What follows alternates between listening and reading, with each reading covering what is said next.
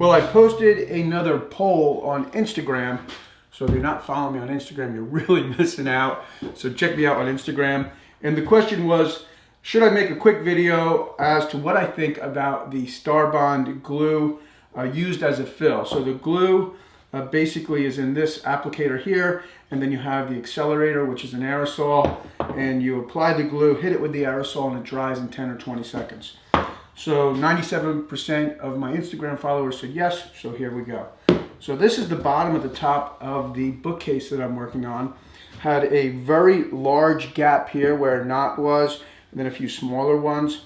And what I found was for very large gaps, the Starbond glue isn't the best choice because you really have to build up it up. So you put a little bit of the glue in there, hit it with the accelerator, and in this case I did that about 6 times.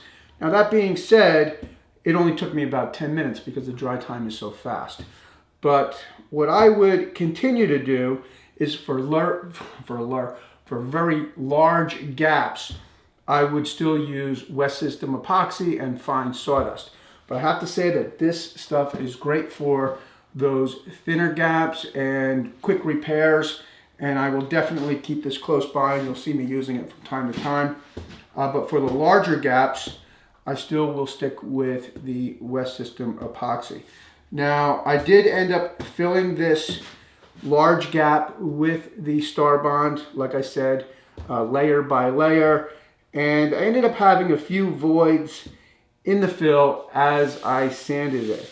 So that's something, another reason why I would avoid it for large gaps, but for those small gaps, I think it's definitely a good product, and it's something that I would suggest to a friend. So if you don't have this in your shop, maybe you want to pick it up. The nice thing about it is you don't get stopped in your tracks when you're working on a project.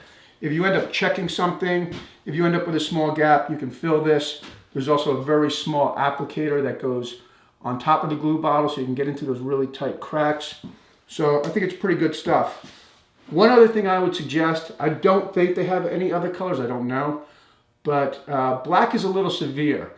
If they're thinking about expanding their colors, I would suggest burnt umber or raw umber, which are very dark browns, and I think they would be a little bit better of a color match for your natural wood products. So anyway, that's it. I guess that's it. Thanks for tuning in, and I'll see you next time. And if you don't know, I post new woodworking projects on my channel every week. In fact, this one will be posted, I think, on Saturday or Sunday. And like all of my woodworking projects, all of my plans are free. You can find them at my website at johnpeters.com. And if you haven't subscribed, I hope you'll hit that subscribe button and hit that notification bell, and that will let you know each time I post a new video.